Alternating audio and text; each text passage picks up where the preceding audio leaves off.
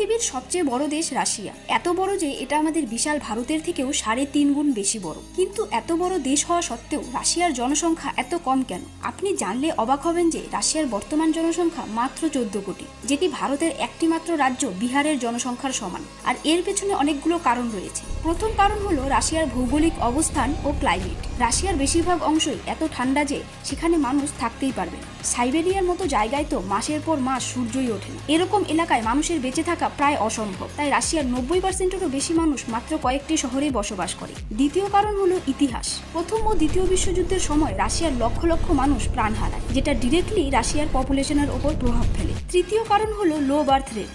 বর্তমানে রাশিয়ায় কম বাচ্চা জন্ম নিচ্ছে আর বয়স্ক মানুষদের সংখ্যা বেড়েই চলেছে। আর ইয়ং অ্যাডাল্টসরা ভালো জীবনযাত্রার জন্য ইউরোপ আমেরিকা চলে যাচ্ছে। কিছু রিপোর্ট অনুযায়ী রাশিয়ান সরকার তো সেই সব ফ্যামিলিকে ফিনান্সিয়ালি সাপোর্টও করছে যারা সেখানে গিয়ে নতুন জীবনযাপন শুরু করছে। তো আপনি কি রাশিয়া যেতে চান? কমেন্টে জানান।